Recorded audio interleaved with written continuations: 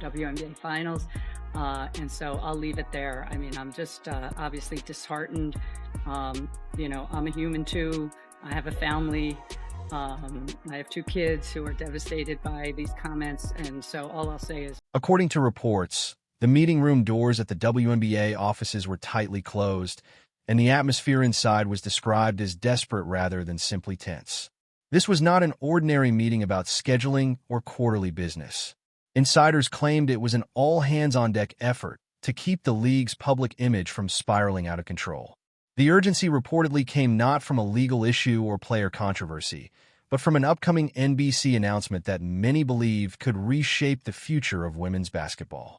For months, critics argued that rookies had been taking hard hits while veterans openly challenged the league's newest star.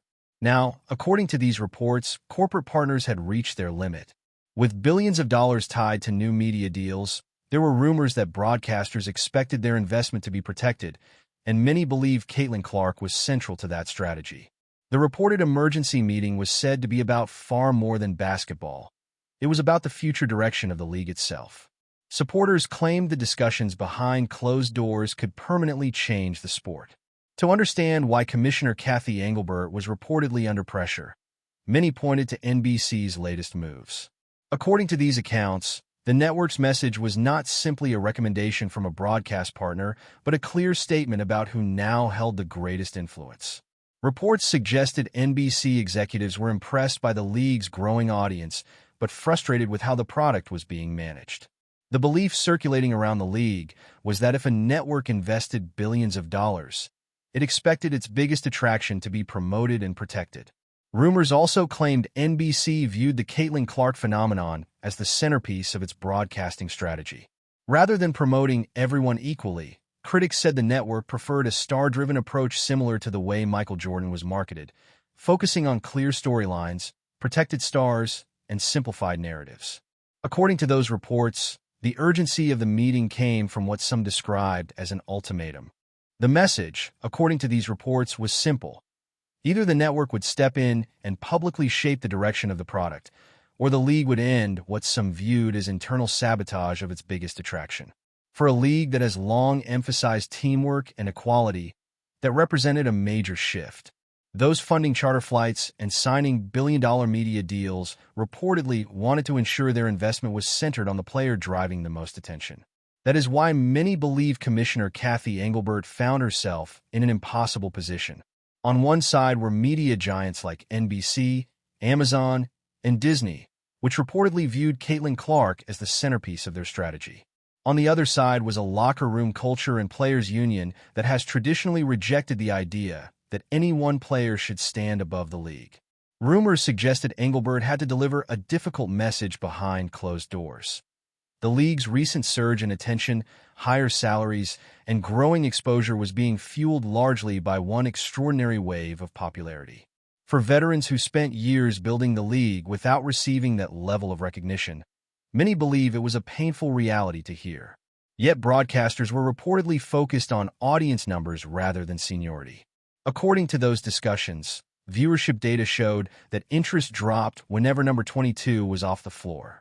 The timing of the meeting also fueled speculation because it came after the controversy surrounding the Olympic basketball roster. Many believe that decision created tension between league leadership and television partners. Since NBC broadcasts Olympic basketball, some reports claim the network viewed the omission of the sport's biggest draw as a missed business opportunity that cost millions in potential advertising revenue. According to those rumors, that became the tipping point. Some even speculated the emergency gathering served as a never-again meeting, with future agreements designed to prevent similar situations. The underlying message was that if the league wanted maximum financial growth, its biggest stars had to be on the biggest stage. In that view, basketball decisions and business priorities were colliding, and when those two forces clash, the side holding the checkbook often has the strongest voice. There are also rumors that Cathy Engelbert was forced to promise the league would stop working against Caitlin Clark's momentum and instead fully embrace the attention she brings, even if that created tension throughout the locker room. That leads to another issue many believe was discussed behind closed doors: officiating. Critics argue that a player who consistently absorbs heavy contact without consistent whistles cannot remain the centerpiece of a billion-dollar sports business. Some supporters, and according to speculation, even some sponsors, believe the league has allowed excessive physical play against Clark as part of a welcome to the W mentality. While longtime fans may see that as part of the league's toughness, critics argue it looks like poor business to casual viewers and television executives. If the league's biggest attraction gets injured, ratings suffer and investment becomes harder to justify.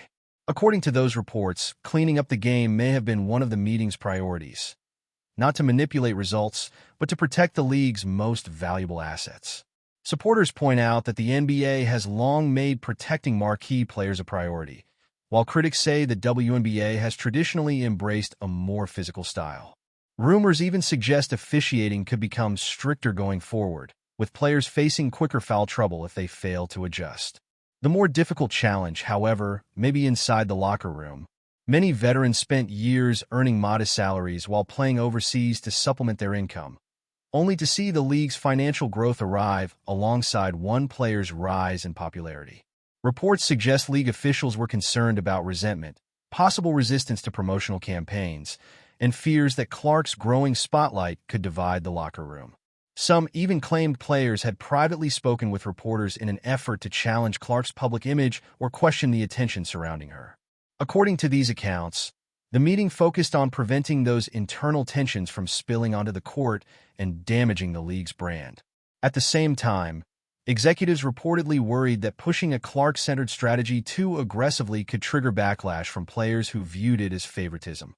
As media rights become increasingly valuable, many believe the league's future now depends on balancing business priorities with maintaining unity among its players. There is what many people now call the Caitlin Clark economy. In several markets, Indiana Fever games have generated record ticket demand, with opposing teams moving matchups to larger arenas when the Fever come to town.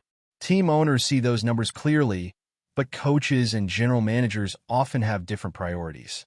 Their job is to win games, even if that means managing minutes, emphasizing defense, or making decisions that are unpopular with television partners. Many believe the gap between the business side and the basketball side has never been wider, and that this reported meeting was an attempt to close it.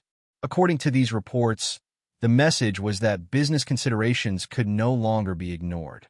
If NBC wants Clark featured in a national primetime game, resting her without a legitimate medical reason may become far more difficult. Critics argue that modern media agreements are giving broadcasters greater influence over basketball operations as the league tries to expand from a niche sport into a global entertainment product. There is also another, more speculative rumor. Some reports claim NBC is developing a documentary-style series similar to Formula One's Drive to Survive, with a major focus on the league's rising stars. If that proves true, some veterans may worry about how they will be portrayed, since editors ultimately shape the story viewers see. If cameras spend most of their time following Caitlin Clark and Angel Reese, veterans could be cast as obstacles for the next generation rather than the stars themselves. Reports suggest the Players Association may have raised those concerns during the meeting. They want respect, not to become supporting characters in someone else's story. Yet television has long shown that rivalry attracts viewers. Many believe NBC understands that competition between established stars and rising players creates stronger television than everyone simply getting along. That leaves the commissioner with the difficult task of convincing players that embracing those storylines may ultimately benefit the league, even if it feels uncomfortable. Reports also suggest the league's public messaging has become far more controlled after early season controversies. Some believe the meeting reinforced expectations that public criticism of the league's biggest attraction would no longer be tolerated, even informally, because executives fear negative comments could push away the millions of new fans broadcasters are trying to attract. League executives reportedly understand that every time a player criticizes the attention Caitlin Clark receives, it risks pushing away millions of new fans NBC is trying to attract.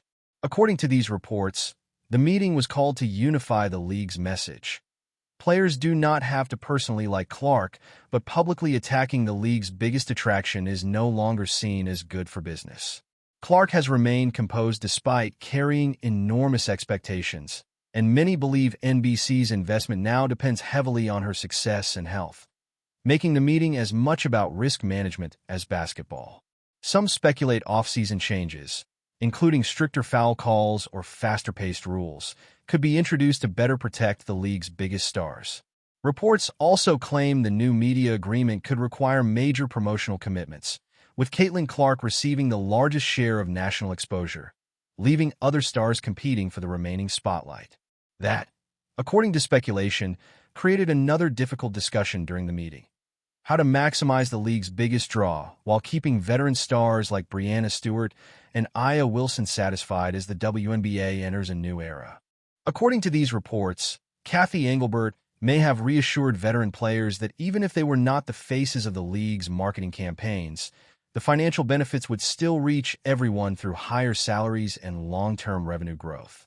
Critics argue that this is the trade-off between celebrity and financial success, but for many athletes, recognition matters just as much as money.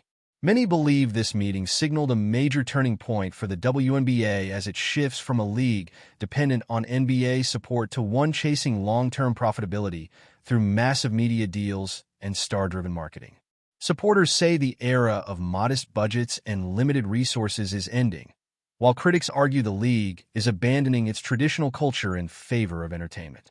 Reports also suggest the meeting addressed the long-term impact on basketball itself, with speculation that teams may begin prioritizing faster, higher-scoring, television-friendly players over physical defensive specialists. Some believe general managers could eventually build rosters around a more exciting style of play because close, high-scoring games, dramatic finishes, and buzzer beaters attract larger audiences than low-scoring defensive battles. According to these reports, league officials understand that if the product becomes less entertaining, television value declines, making the future of the league increasingly tied to both business strategy and on-court entertainment. According to these reports, league officials believe excitement drives viewership, even if traditional fans dislike a more entertainment-focused approach. Some speculate that rivalries are being embraced because dramatic storylines attract larger audiences, but only as long as they do not cross the line into dangerous play or public relations disasters. Critics argue the reported meeting was meant to define that boundary, making it clear that intentional attempts to injure the league's biggest stars would not be tolerated. Many believe league leaders wanted to eliminate speculation that players were deliberately targeting Caitlin Clark while also protecting the league's public image.